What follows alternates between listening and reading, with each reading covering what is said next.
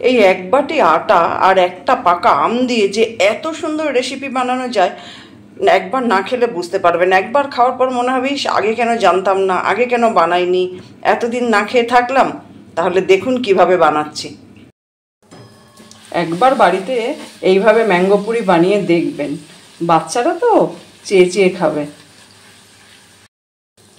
এই ম্যাঙ্গো পুরি একবার খেলে বারবার খেতে ইচ্ছা হবে। এই যে আমি ভাজছি তো, স্মেলটা এত সুন্দর আসছে, পাকা আমের যে একটা সুন্দর গন্ধ আছে সেটা কিন্তু আমি ভাজতে ভাজতে পাচ্ছি। নমস্কার বন্ধুরা, সংসারের রীতিকথায় সবাইকে স্বাগত জানিয়ে আমি তনুশ্রী চলে এসেছি নতুন একটা রেসিপি নিয়ে। এখন তো বাজারে প্রচুর পাকা আম পাওয়া যাচ্ছে। আজ আমি আপনাদের মাত্র 1 কাপ আটা আর একটা পাকা আম দিয়ে এত সুন্দর একটা রেসিপি বানাবো। আপনারা কিন্তু দেখার পর ভাববেন যে এ বাবা, এটা আগে কেন দেখিনি। তাহলে চলুন সঙ্গে থাকুন, দেখতে থাকুন, ভিডিওটা স্কিপ করবেন না, তাহলে কিন্তু ঠিকভাবে বানাতে পারবেন না। আমি একটা বাটি নিয়েছি, বাটিতে নিয়ে নিলাম এই বাটিটা মেপে 1 বাটি আটা। আর এখানে আমি নিয়েছি একটা পাকা আম। এটা আমি হিমসাগর আম নিয়েছি। হিমসাগর আমটা যদি বাজারে না পাওয়া যায় তাহলে যে কোনো পাকা আম নিলেই হবে, আমটা যেন একটু মিষ্টি থাকে। এবার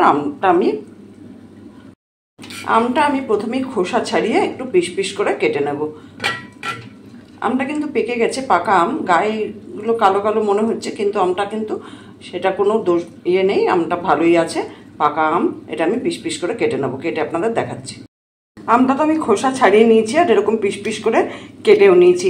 এবার আমি একটা মিক্সিং জার নিয়েছি, মিক্সিং জারের মধ্যে আমগুলো দিয়ে একটা পেস্ট বানিয়ে নেব। আপনারা চাইলে এটা হাতে করেও পেস্টটা করতে পারতেন, আমের পাল্পটা বের করা যেত, কিন্তু আমি এটা মিক্সিং জারেই করে নিচ্ছি। আমের পেস্টটা তো বানিয়ে নিলাম, এই যে দেখুন এরকম হয়েছে। এবার আমি এই আটাটার মধ্যে দিয়ে দিচ্ছি 1/2 বাটি ময়দা। যে বাটিটার মাপে আমি আটাটা নিয়েছিলাম সেই মাপে 1/2 বাটি ময়দা দিয়ে দিলাম। এবার দিয়ে দিলাম 1/2 চামচ নুন আর দিয়ে দিলাম 1/2 চামচ চিনি।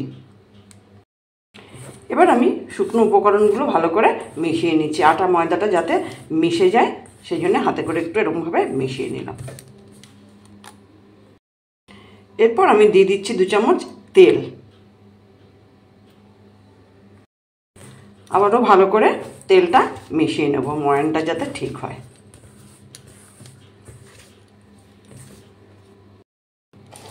এবার আমি যে আমের পাল্পটা করে রেখেছিলাম সেই আমের পাল্পটা এর মধ্যে দিয়ে দেবো।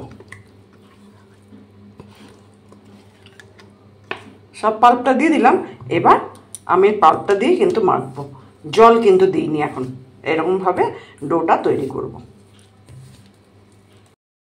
মাখতে গিয়ে দেখলাম আর একটু জল লাগবে, তো আমি আলাদা করে জল না দিয়ে ওই যে আমটা পেস্ট করেছিলাম সেই মিক্সির জারটা ধুয়ে জলটা দিয়ে দিলাম। একটু আমের পাল্প তো লেগেই ছিল, ওইটাই দিলাম, আলাদা করে জল দিলাম না। ডোটা তো একদম রেডি হয়ে গেছে। এবার আমি এটা একটা ঢাকা দিয়ে 10 মিনিটে রেখে দিচ্ছি। 10 মিনিট পর আপনাদের দেখাচ্ছি। ডোটা তো আমি ঢাকা দিয়ে রেখে দিয়েছিলাম 10 মিনিট। এবার 10 মিনিট পর ফিরে এসে আর একটু ভালো করে এটাকে মেখে নিলাম। এবার এখান থেকে আমি লেচি কেটে নেব। এবার আমি ছোট ছোট করে লেচি কেটে নেব, এই যে এরকম সাইজের করছি। এইভাবে আমি সব লিচিগুলো কেটে নেব। খুব একটা বড় বড় করছি না, আবার যে খুব ছোট তাও নয়, এরকম মিডিয়াম সাইজের করে লেচিগুলো কেটে নেব। আমি সব লেচিগুলো কেটে নিয়েছি। ডোটা যে নিয়েছিলাম এতগুলো হয়েছে, আমার অনেক কটাই হয়েছে। এখানে আমি একটা কড়াই বসিয়ে দিয়েছি আর কড়াই দিয়ে দিয়েছি তেল। তেলটা গরম হতে দিয়েছি। এখানে আমি একটা চাকি বেলুন নিয়েছি আর সামান্য একটু ময়দা ছড়িয়ে দিলাম, বেশি না, হালকা করে একটু। তারপর এখান থেকে একটা লিচি নিয়ে এইভাবে বেলে নেব, পুরির আকারে বেলে নিতে হবে।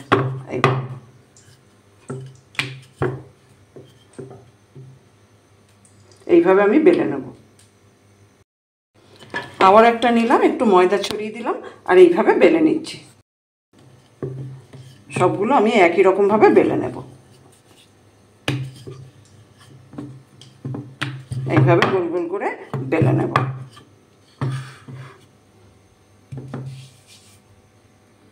সব পুরিগুলো তো আমি এইভাবে বেলে নিয়েছি। এখানে তো তেলটাও গরম হয়ে গেছে। এবার আমি একটা করে পুরি নিয়ে তেলে এইভাবে দিয়ে দেব, দিয়ে এরকম উল্টে পাল্টে ভেজে নেব। দেখুন কত সুন্দর ফুলছে, এইভাবে ভাজবো। আবার একটা দিয়ে দিলাম, এইভাবে উল্টে পাল্টে ভেজে নেব। তা হয়ে গেছে, দেখুন একদম পুরো গোল বলের মতন ফুলেছে। এবার এইভাবে তুলে নেব তেলটা ঝরিয়ে। এই রকম করে সবগুলোই ভেজে নেব। এই ম্যাঙ্গো পুরি খেতে এত সুন্দর হয়, আপনার তখন আর এর সাথে কোনো তরকারি লাগবে না, শুধুই খেয়ে ফেলবেন, এত ভালো। আর এমনিতে আমটা তো মিষ্টি, আর হালকা একটু চিনিও দেওয়া আছে, খুব সুন্দর খেতে লাগে। এখন তো বাজারে প্রচুর পাকা আম পাওয়া যাচ্ছে। একবার পাকা আম কিনে নিয়ে এসে বাড়িতে বানিয়ে দেখবেন, সবাই আপনার প্রশংসায় পঞ্চমুখ হয়ে যাবে। একদম রেডি হয়ে গেল ম্যাঙ্গো পুরি, পাকা আমের পুরি। এত সুন্দর খেতে হয়, একবার না খেলে বুঝতে পারবেন না। তাই আমি আপনাদের বলবো, বাড়িতে যদি একটা পাকা আম থাকে, আজই বাড়িতে বানিয়ে ফেলুন। দেখুন সবাই কত প্রশংসা করবে আপনার। আমার আজকের রেসিপিটা কেমন লাগলো জানাবেন, ভালো লাগলে একটা লাইক দেবেন। আমার রেসিপিটা ফলো করে যদি বাড়িতে বানান, কেমন হয়েছে জানাবেন।